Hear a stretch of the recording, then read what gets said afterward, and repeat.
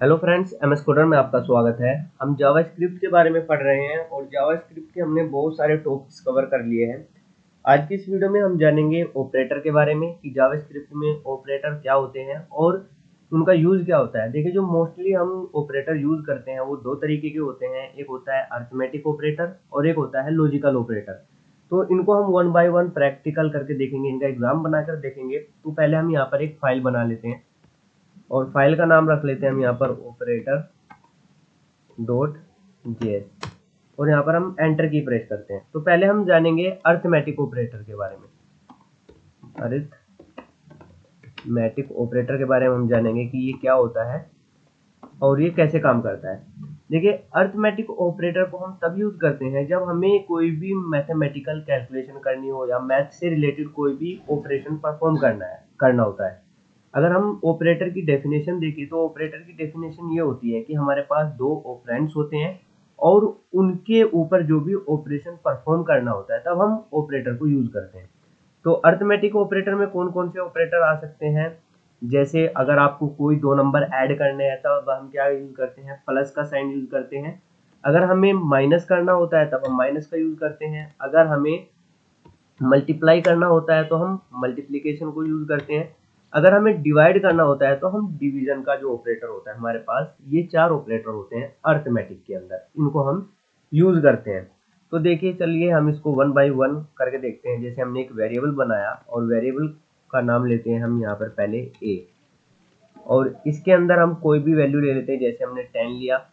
इसी तरह से हम एक और वेरिएबल बनाते हैं बी नाम का और इसके अंदर हम असाइन कर देते हैं 20 और यहाँ पर हम एक और वेरिएबल ले लेते हैं रिजल्ट, इसका नाम रखते हैं और इसके अंदर हम असाइन करेंगे जो भी रिजल्ट आएगा। तो हमें क्या करना है, पहले प्लस करना है, यानी कि ए और बी को आपस में ऐड करना है। तो हम क्या करेंगे, ए और यहाँ पर बी लेंगे और इन दोनों के बीच में हम क्या करेंगे, उस ऑपरेटर को यहाँ पर यूज करेंगे जिसकी हमें जरूरत है। जैसे हमें ए और बी को ऐड करना है तब हमें इस केस में प्लस के ऑपरेटर की जरूरत होगी।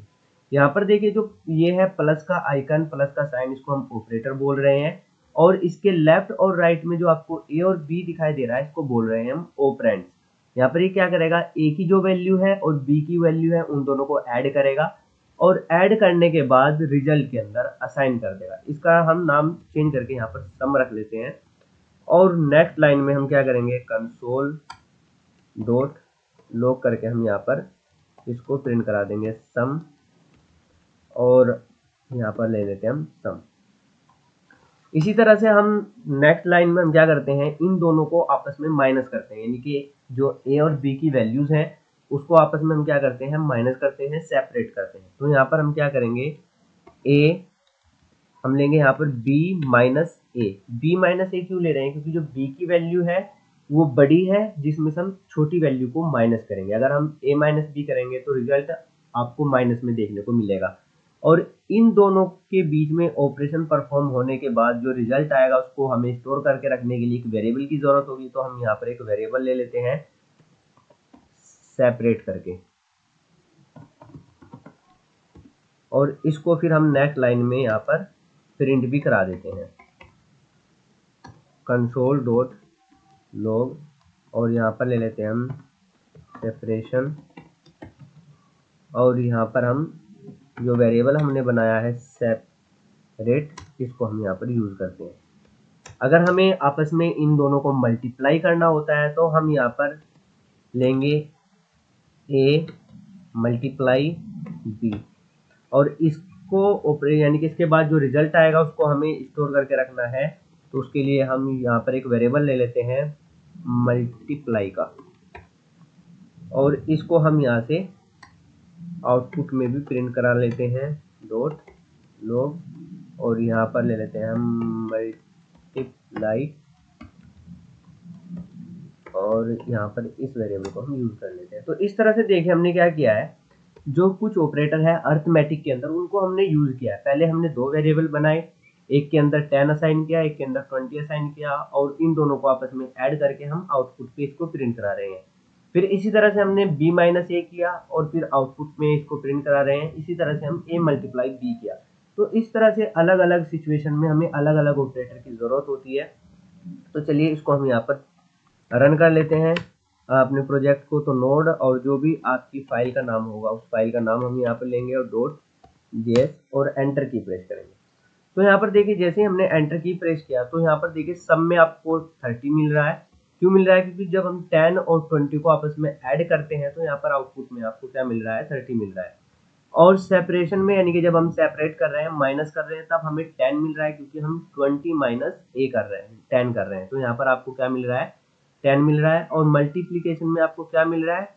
200 मिल रहा है। तो इस तरह से हम अरिथमेटिक ऑपरेटर को यूज करते हैं और बहुत ही ज्यादा यूज किया जाता है जब हम कोई भी प्रोजेक्ट बनाते हैं।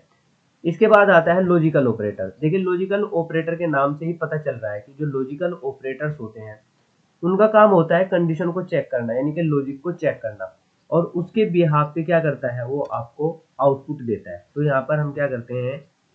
ए और बी को यहाँ से हटाते हैं और लास्ट में यहाँ पर हम इसको आके पेस्ट कर देते हैं। तो लॉजिकल ऑपरेटर में हम 3 तरह के ऑपरेटर होते हैं। पहले हम ले लेते हैं लॉजिकल ऑपरेटर। लॉजिकल ऑपरेटर में होता है एक एंड ऑपरेटर होता है जिसका जो सिंबल होता है ये इस तरह से होता है, इसको हम बोलते हैं एंड ऑपरेटर। एक होता है और ऑपरेटर, इसका जो सिंबल होता है वो इस तरह से, हम 2 पाइप्स ले लेते हैं और इसको बोलते हैं हम और ऑपरेटर। और एक होता है not equal to operator, not equal to. तो यहाँ पर देखिए इन तीनों ऑपरेटर के जो काम है वो अलग अलग होते हैं, जो इनका रिजल्ट होता है वो अलग अलग होता है। यहाँ पर देखिए जो एंड ऑपरेटर है, पहले हम क्या करते हैं एक एग्जाम्पल ले लेते हैं ताकि समझने में और आसानी होगी हमारे लिए। तो यहाँ पर हम क्या करेंगे? इफ एल्स को यूज करेंगे, क्योंकि जो एंड ऑपरेटर्स होते हैं या लॉजिकल ऑपरेटर्स होते हैं ये कंडीशन के बेस पे यूज किया जाता है। तो कंडीशन को हम कभी कैसे यूज करते हैं? इफ एल्स स्टेटमेंट को यूज करके। तो यहाँ पर हम इफ कंडीशन लेते हैं और इसके अंदर हम क्या करते हैं? कंडीशन लगाते हैं। कंडीशन हमें क्या लगाया? कंडीशन हम क्या लगा रहे हैं? अगर ए ग्रेटर है किससे? 7 से, तो हमें आउटपुट में क्या चाहिए? यहाँ पर कंसोल डॉट लॉग और मैसेज प्रिंट करा देंगे हम ए इज ग्रेटर।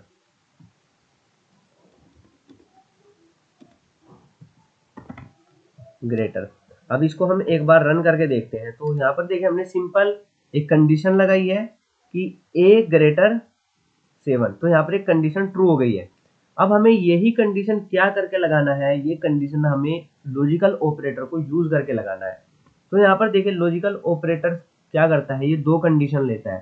पहली कंडीशन हम यहाँ पर क्या लगा रहे हैं कि ए ग्रेटर 7, और यहाँ पर ले रहे हैं एंड बी लेस देन 25। तो यहाँ पर देखिए 2 कंडीशन लगाया, क्या ए 7 से ग्रेटर है और दूसरा बी जो है वो 25 से लेस है। अगर ये दोनों कंडीशन ट्रू होती है तभी आउटपुट में आपको क्या मिलेगा? ए इज ग्रेटर। यानी कि जो एंड ऑपरेटर होता है ये क्या करता है? ट्रू तभी देगा जब इसकी लेफ्ट में और राइट में जो हमने कंडीशन लिखी हुई है अगर वे दोनों ट्रू हो जाती है तब ये आउटपुट में आपको वो लॉजिक देगा, यानी कि मैसेज देगा जो आपने इफ की बॉडी के अंदर टाइप किया हुआ है। तो यहाँ पर अगर हम इसको रन करते हैं तो यहाँ पर देखिए ए इज ग्रेटर बिल्कुल सेम आउटपुट आ रहा है जो पहले आया था। अगर हम यहाँ पर क्या करते हैं 15 ले लेते हैं तो यहाँ पर देखिए कंडीशन तो ट्रू हो जाएगी, ए ग्रेटर 7, क्योंकि ए जो है 7 से ग्रेटर है। लेकिन ये वाली कंडीशन यहाँ पर फॉल्स हो जाएगी क्योंकि यहाँ पर बी की वैल्यू क्या है? 20 है और हम इसको क्या पूछ रहे हैं? क्या 20 15 से छोटा है? तो ये कंडीशन फॉल्स हो जाएगी। जैसे ये कंडीशन फॉल्स होगी तो कंपाइलर क्या करेगा? इफ की बॉडी के अंदर एंटर नहीं करेगा। हम इसके फॉन्ट को थोड़ा सा बढ़ा देते हैं। तो यहाँ पर देखिए अगर मैं अब की बार इसको रन करता हूँ तो यहाँ पर आउटपुट में आपको कुछ भी नहीं मिल रहा है। क्यों नहीं मिल रहा है? क्योंकि इनमें से एक कंडीशन फॉल्स हो गई है। तो एंड ऑपरेटर का काम क्या होता है कि अगर इसको दोनों कंडीशन में ट्रू मिल रहा है तब ये आपको आउटपुट में ट्रू देगा, यानी कि जो भी आपने लॉजिक लिखा होगा उसको ये एग्जीक्यूट कराएगा। अब हम समझते हैं और ऑपरेटर के बारे में। तो यहाँ पर जैसे ही हमने एंड ऑपरेटर यूज किया है इसकी जगह हम और ऑपरेटर यूज कर लेते हैं। देखिए और ऑपरेटर का भी काम क्या होता है? जो उसके लेफ्ट में और राइट में जो कंडीशन है उनको चेक करता है। लेकिन और ऑपरेटर का काम ये होता है कि अगर इसको एक भी कंडीशन ट्रू मिल जाती है तो ये आउटपुट में आपको ट्रू दे देता है। मतलब यहाँ पर देखिए ये कंडीशन ट्रू मिल रही है और ये वाली कंडीशन यहाँ पर फॉल्स मिल रही है, लेकिन और ऑपरेटर क्या करेगा, जैसे ही इसको यहाँ पर ट्रू मिला तो ये क्या करेगा, इसकी बॉडी के अंदर चला जाएगा, यानी कि दूसरी कंडीशन चाहे फॉल्स हो ट्रू हो उससे इसका कोई भी रिलेशन नहीं होता है। तो अगर मैं यहाँ पर अब की बार इसको रन करता हूँ तो यहाँ पर आप देखिए ए इज ग्रेटर मिल रहा है। ए इज ग्रेटर क्यों मिल रहा है, क्योंकि यहाँ पर एक कंडीशन ट्रू हो गई है। अगर हम दोनों कंडीशन यहाँ पर फॉल्स कर दे तब उस केस में आपको आउटपुट में कुछ नहीं मिलेगा।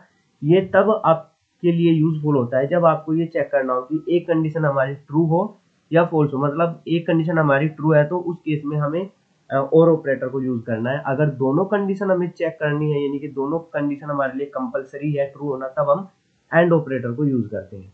अब यहाँ पर देखिए नॉट इक्वल टू के नाम से पता चल रहा है कि ये इक्वल मतलब जो कंपेयर करेगा कि इसके इक्वल है या नहीं। अगर मैं यहाँ पर देख इसको हटा देते हैं यहाँ पर, और ए की वैल्यू यहाँ पर कितनी है, ए की वैल्यू है यहाँ पर 10। अगर मैं यहाँ पर नॉट इक्वल टू का ऑपरेटर लगाऊं, जैसे नॉट इक्वल टू यहाँ पर ले लेता हूँ मैं 10, तो यहाँ पर देखिए आउटपुट में क्या मिलेगा, ये चेक करेगा क्या ए की वैल्यू 10 के इक्वल तो नहीं है। तो यहाँ पर ए की वैल्यू 10 के इक्वल है तो यहाँ पर ये फॉल्स दे देगा और आउटपुट में आपको कुछ भी नहीं मिलेगा। तो यहाँ से हम इसको रन करके देखते हैं तो देखिए आउटपुट में कुछ नहीं मिल रहा है। अगर मैं यहाँ पर 10 की जगह पे कोई दूसरी वैल्यू ले लेता हूँ 11, तो यहाँ पर ये चेक करेगा क्या ए की वैल्यू 10 के इक्वल नहीं है। तो 10 के इक्वल नहीं है तो यहाँ पर ये कंडीशन ट्रू मिलेगी और आउटपुट में आपको वो लॉजिक मिल जाएगा जो आपने इसकी बॉडी के अंदर यूज किया होगा। तो यहाँ पर देख सकते हो ए इज ग्रेटर। तो आई होप कि आपको समझ में आ गया होगा कि किस तरह से हम ऑपरेटर को यूज करते हैं। ऑपरेटर और भी बहुत सारे होते हैं, रिलेशनल ऑपरेटर होते हैं। चलिए हम रिलेशनल ऑपरेटर कौन कौन से होते हैं उसको भी हम यहाँ पर ले लेते हैं।